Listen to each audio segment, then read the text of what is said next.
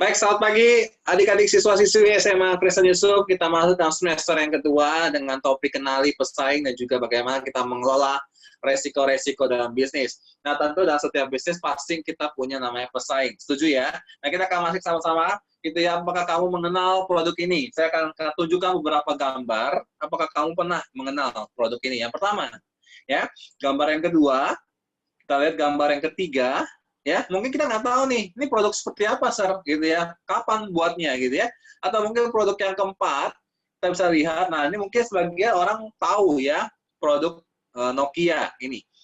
Yang kelima, dan juga yang keenam. Nah, kita lihat satu persatu gitu ya, masing-masing kayak ada yang, Sir, ini produk apa ini? Ya, betul, ini adalah produk alat komunikasi, itu telepon genggam, gitu ya. Nah, cuman produk ini sudah tidak ada lagi saat ini ya. Entah itu inovasi produk ini sudah dihentikan sementara oleh produsennya. Nah, apa yang bisa sampaikan, katakan pada kita bahwa produk-produk kita begitu unik gitu ya, yang bagus sekalipun ini bagus nih, simple gitu ya hemat gitu kan. Nah, produk yang bagus ini, produk yang menarik ini, tetapi setelah dibuat menjadi sebuah produk yang nyata, malah justru tidak laku. Ada seperti itu. Atau mungkin saat kondisi saat ini pandemi gitu ya, bisnis kita malah justru tutup. Nah, itulah terjadinya tantangan yaitu disebut dengan pesaing. Tidak ada bisnis yang bebas resiko. Semua pasti punya resiko. Setuju ya? Nah, tetapi ketika kita tahu resiko apa yang kita miliki, resiko apa saja yang akan terjadi, yang akan kita mungkin terjadi saat ini gitu ya, itu justru bakal kita menciptakan antisipasi. Ya, kita bisa jaga-jaga kita untuk bagaimana cara kita menghadapi resiko-resiko bisnis yang ada. Oke? Nah, bagaimana kita cara tahunya? Kita tahu kompetitor kita siapa. Siapa pesaing kita, bisnis kita. Ya, ide yang kita ciptakan ini bisa jadi bukan merupakan satu-satunya tempat kita berada. Bukan satu-satunya ada di Indonesia. Bukan satu-satunya ada di Jakarta. Ya, banyak gitu ya. Contohnya kamu punya ide yang menarik gitu, kamu pengen bikin restoran bebek gitu, bebek bakar dengan berbagai macam pilihan, inovasi 101 macam bumbu yang enak. Ya, padahal kenyataannya ternyata gitu bisa saja di tempat lain ada orang yang punya konsep bisnis yang sama dengan kamu. Bahkan bisa punya inovasi yang lebih menarik yaitu 1001 macam. Kalau kamu hanya punya 101. Tetapi kompetitor bisa jadi kamu punya 1001 bumbu yang berbeda. Jadi ide yang kamu ciptakan sekali lagi bisa jadi bukan merupakan satu-satunya di tempat kamu berada. Nah, itu yang disebut dengan pesaing. Ya, itu yang disebut dengan pesaing. Jadi apa yang bisa kita lakukan dengan pesaing itu? Gitu ya. Jadi definisinya apa gitu ya? Definisi pesaing adalah perusahaan yang menghasilkan atau menjual. Sekali lagi, perusahaan yang menghasilkan atau menjual barang atau jasa yang sama atau mirip dengan produk yang kita tawarkan. Orang atau individu yang menghasilkan produk atau menjual produk barang yang sama, yang mirip dengan produk yang kita buat. Itu disebut dengan pesaing. Ya. Nah, bagaimana cara kita bisa mengantisipasi pesaing gitu ya? Dengan cara kita tahu kita ada di posisi mana di dalam persaingan bisnis yang ada. Oke, saya kasih contoh gitu ya. Ada merek A, merek B, merek C, merek D. Ya, ada namanya pemimpin pasar, market leader. Yang kedua ada posisi yang kedua adalah penantang pasar, market challenger. Nah, yang ketiga adalah pengikut pasar, market follower. Dan yang terakhir adalah relung pasar, market niche. Nah, kita ke satu persatu kita akan bahas dari market leader. Apa itu market leader? Yaitu perusahaan atau bisnis yang menguasai sebagian pasar untuk produk yang relevan. Ya, produk ini istilah intinya adalah pihak yang punya jumlah pembelinya paling banyak di antara para pesaing-pesaing yang ada untuk produk-produk tertentu. Misalkan produk A, produk B, produk C, produk D. Saya kasih contoh. Produk A dengan jumlah pembelinya 1 juta orang. Produk B 500.000, produk C 250.000, produk D 100.000. Berarti dengan otomatis produk A adalah produk pemimpin pasar karena dia menguasai pasar. Ya, sebagian pasar atau menguasai seluruh pasar. Ya, jumlahnya paling banyak pembelinya. Ya. Jadi saya kasih contoh di Shopee. Kalau kamu Shopee, kamu search Redmi Note 7, pasti banyak toko-toko atau penjual-penjual yang menawarkan Redmi Note 7. Setuju ya? Kalau saya search Redmi Note 7, keluar nih, ada 5 produk, 5 toko lah istilahnya yang jual ya. 2.510.000, 2.495.000, ada yang 2.549.960, bahkan ada yang jual 2.500.000. Tetapi ya kalau saya mau katakan disebut market leader, bukan berarti yang paling mahal, bukan. Tetapi jumlah pembelinya paling banyak. Siapa yang menguasai pasar di Shopee itu? Kalau yang menguasai pasar di Shopee itu kita lihat ada dengan jumlah pembelinya paling banyak itu 1,6 ribu terjual. Itu disebut dengan pemimpin pasar. Dia disebut market leader di Shopee khususnya. Ini contoh sederhana. Ya. Oke, kita masuk ke market, apa yang bisa dilakukan di market leader ya. Kalau kita di posisi market leader, kita ngapain sih? Apa bisa kita lakukan? Yang pertama, ketika kita di posisi market leader, yang bisa kita lakukan adalah mengembangkan pasar keseluruhan. Ketika kita sudah berkuasa, misalnya kita sudah menguasai sebagian pasar, kita sudah memimpin, kita malah bisa mengembangkan setiap pasar-pasar yang ada keseluruhan, secara keseluruhan. Yang kedua, justru kita harus melindungi pangsa pasar kita.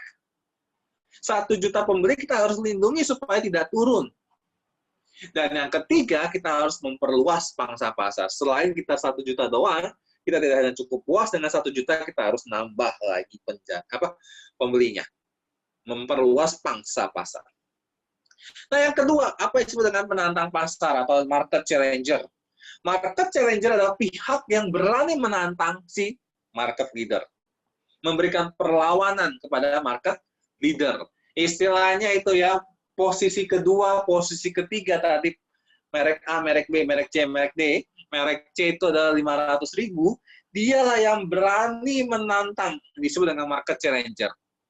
Ya, justru produk B, produk C, dan produk D itu akan menjadi ancaman bagi market leader. Kenapa? Pesaing dia udah mulai mengikuti 500.000 nih. Ya, menguasai pasar. Saya kasih contoh seperti ini. Ada 2 gambar sebelah kiri mie sedap instan. Yang kedua adalah Indomie. Sudah tahu tuh tagline-nya ya, Indomie, ya kan? Nah, ketika kita pengen makan mie instan, kita pasti terpikir apa? Indomie, seleraku, ya kan? Jadi ketika top of mind ini, ketika kita pengen makan mie instan, kita Korea ada pengennya Indomie. Nah, tetapi muncul pesaing mie sedap. Nah, mie sedap ini berhasil ya memperebut ya jumlah pembeli cukup, tapi tetap di bawah adalah posisi market leadernya adalah Indomie.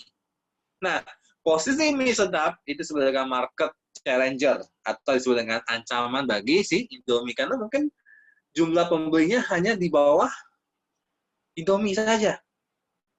Ya, mie sedap disebut dengan market challenger. Nah, apa posisi ketika di posisi market challenger, apa bisa kita lakukan? Yang bisa kita lakukan adalah yang pertama menyerang market leader secara langsung maupun juga tidak langsung. Yang kedua, kita bisa mengakuisisi bisnis yang lebih kecil. Misalkan kita produk B gitu 500 orang, 500.000 orang, produk C 250.000, produk D 100.000, maka si produk B itu bisa mengakuisisi si C dan D. Nambah otomatis, kan mengakuisisi itu membeli ya, bisnis produk-produk yang lebih kecil. Berarti B tambah C tambah D berapa? 850.000 bisa kita kalahkan dengan market leader. Kita bisa bersaing dengan seperti itu. Atau yang ketiga, kita bisa meniru strategi promosi yang dilakukan oleh market leader. Apa yang dilakukan si Indomie itu? Dia bikin iklannya seperti apa? Kita ikuti. Kita bisa seperti itu. Yang keempat, kita memberi harga yang lebih murah daripada market leader, tentu. Ya, market challenger kita bisa beri harga yang lebih murah dibandingkan si market leader. Market leader keluar 3.000, kita keluar 2.500. Kita jual. Ya. Nah, yang kelima adalah melakukan penghematan biaya itu sudah pasti, ya, menghemat biaya. Kenapa? Kita harus menjaga supaya margin keuntungan kita semakin aman, ya. Nah, gitu ya. Ketika kita di posisi market challenger, itu yang kita bisa kita lakukan. Nah, kalau begitu apa yang bisa kita lakukan di market berikutnya? Pengikut atau follower. Follower itu adalah penjual yang punya fondasi modal yang cukup kuat. Tetapi dia tidak mau mendominasi pasar. Atau dia tidak pengen mengusiklah keberadaan market leader. Ya, ataupun market challenger. Dia punya uang, modal yang cukup, tapi cuma pengen ngikut, dia nggak pengen menguasai jadi pemain nomor satu, tidak. Misalkan saya punya merek handphone, ya, merek handphone, merek C misalkan, gitu ya. Nah, saya nggak pengen mengusik si iPhone atau Samsung yang sudah di dalam posisi atas. Tapi saya cukup punya uang, modal yang cukup, tapi tidak pengen mendominasi orang, ya. Nah, yang terakhir, apa yang bisa kita lakukan di market follower, kita kembangkan strategi yang bisa dilakukan market leader, gimana ya? Kita bisa dapat market share, kita lihat strategi-strategi apa yang diambil oleh market leader atau market challenger, gitu ya. Kita ikuti, gitu ya. Maka ketika mereka mengikuti, mereka jual produk misalnya minuman, gitu ya. Mereka jual produk minuman, kita juga jualan produk minuman. Ketika mereka jualan produk kopi kemasan, kita juga jualan kopi kemasan. Kita ikut, ya, pasti bakal dapat market share. Ya, walaupun itu kecil, gitu ya, tapi resikonya sangat kecil. Ketika dibanding mereka market leader, ketika mereka pengen berinovasi produk yang baru, pengen bikin jus, pengen bikin kopi dalam kemasan, otomatis ketika mereka pengen berinovasi, mereka harus punya resiko yang besar.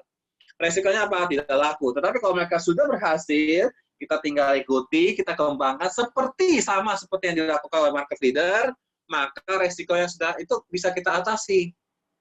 Nah, strategi ini yang disebut dengan strategi play it safe. Ya. Nah, yang keempat ada relung pasar atau market niche. Produk, ini market niche adalah biasanya berada di posisi yang biasanya menargetkan pasar-pasar tertentu saja, pasar-pasar sempit yang tidak banyak pesaingnya. Orang lain pada sibuk dengan sana, kita yang kecil-kecil aja, ya, yang sempit, tidak perlu banyak-banyak. Nah, biasanya bisnis ini menyasar bisnis segmen hobi atau minat-minat tertentu. Misalkan ada orang-orang yang hobi bermain bulu tangkis, nah dia cuma bisnisnya ada ini. Ada hobi yang mengkoleksi action figure, ya, nah dia hanya bermain di bisnis ini aja, koleksi Gundam dan segala macam. Itu sudah market niche.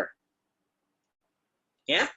Nah, kalau begitu ada jenis strategi penyerangan. Ketika ada pesaing, kita pasti bisa menyerang pesaing itu atau kita bertahan, ya defend. Ya, nah strateginya apa aja?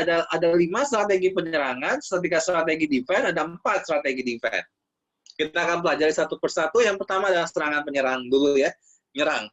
Yaitu pertama adalah serangan frontal atau frontal attack. Yang kedua adalah serangan samping, flanking attack. Yang ketiga adalah serangan pengepungan, encirclement ya. Masih ingat ya? Suisunbin lawan Pangzuan, encirclement attack. Dia kepung. Yang keempat adalah serangan melambung, bypass. Dan yang terakhir adalah serangan gerilya atau gerilya attack. Nah, apa saja kita akan pelajari satu persatu, yaitu serangan frontal. Apa yang bisa dilakukan dalam serangan frontal? Melakukan serangan ini habis-habisan tuh, head to head kepada lawan. Nah, fokusnya dalam serangan ini adalah kekuatan dari pesaing itu, bukan kelemahannya justru. Kalau misalkan pesaing ini dia muncul produk A, dia juga bikin produk A. Kalau misalkan pesaing ini dia jual harga 11.000, dia juga produk harga jual 11.000. Sama-sama berani, head to head. Serangan habis-habisan. Produk, ya, pesaing dia mengeluarkan produk kemasan minuman bersoda. Kita juga keluarkan produk minuman bersoda. Sama, head to head kekuatan. Itu dia menyerang kekuatan yang dimiliki oleh pesaing, bukan kelemahan. Contoh, penantang berusaha menyamaikan produk mereka, pesaing market leader, dia bikin iklan apa, dia juga bikin iklan apa. Dia keluarin harga segini, dia juga keluarin harga segini. Ya, dia bikin distribusi pesaingnya seperti ini, yang juga ikutin distribusinya. Jadi serangan ini harus apa dimiliki itu sumber daya yang besar ya, cukup banyak uang nih, gitu ya, keluarkan. Kenapa? Karena kalau dia nggak kuat, gitu ya, bakal bisa menyerang dirinya, produknya bakal nggak laku, gitu ya, kalau dia nggak punya uang yang cukup. Hati-hati di dalam penyerangan frontal ini, ya. Nanti contohnya, misalkan rokok ya, Premium Prinsip dan juga G Samsung. Mereka keluarin iklan ini, dia juga keluarin iklan ini.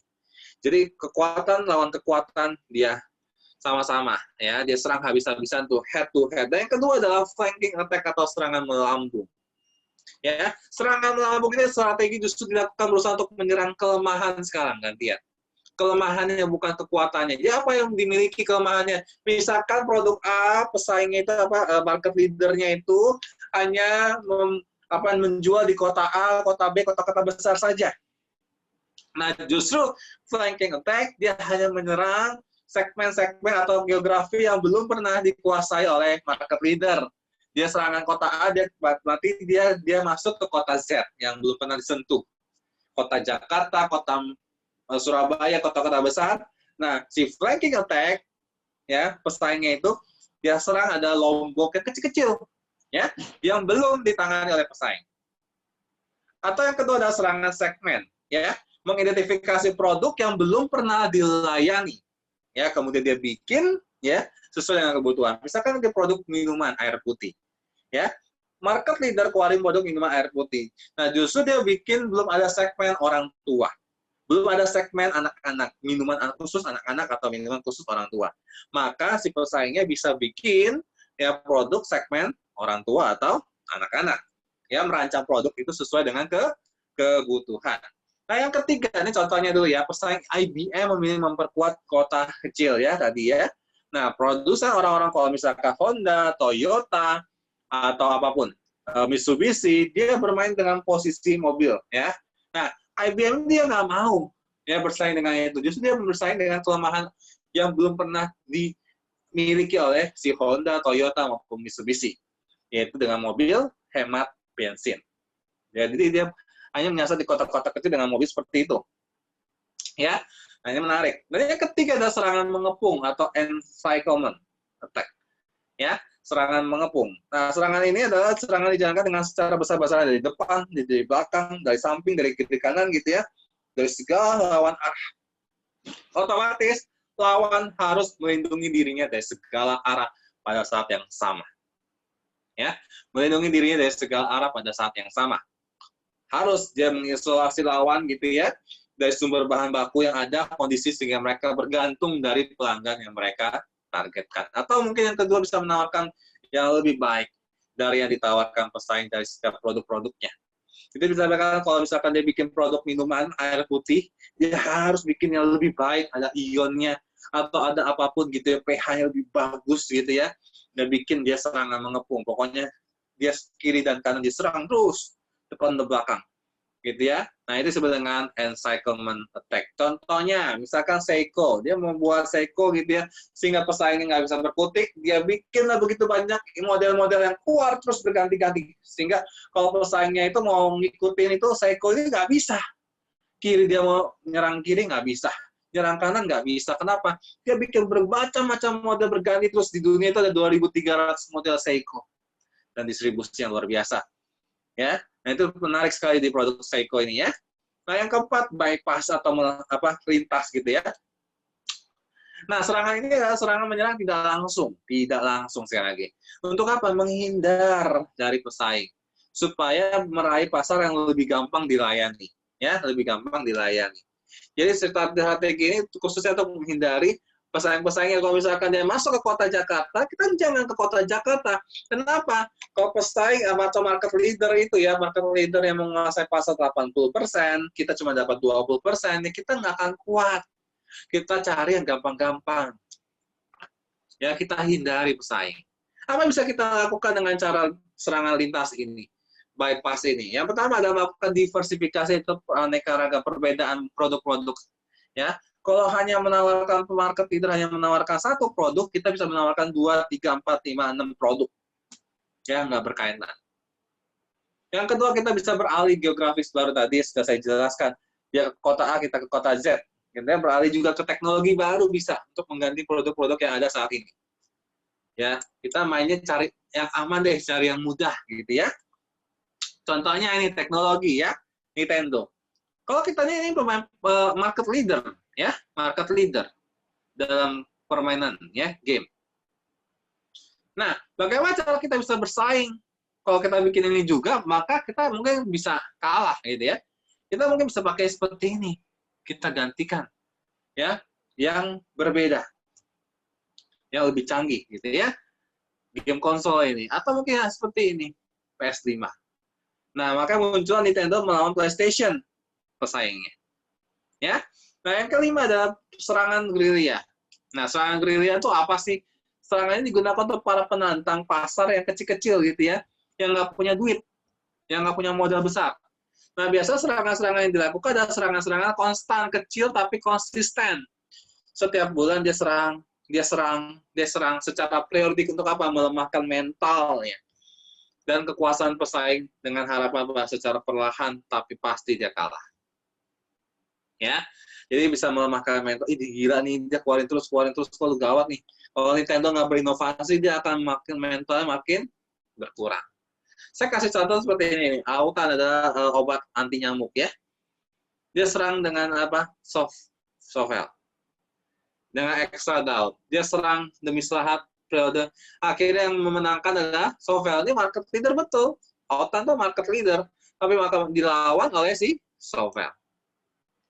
Ya. Nah, sekarang kita masuk ke strategi pertahanan. Saya akan jelaskan dengan cepat saja. Yang pertama ada pertahanan frontal, yang kedua ada pertahanan samping, yang ketiga ada pertahanan menyerang lebih dahulu, yang keempat ada pertahanan menyerang balik.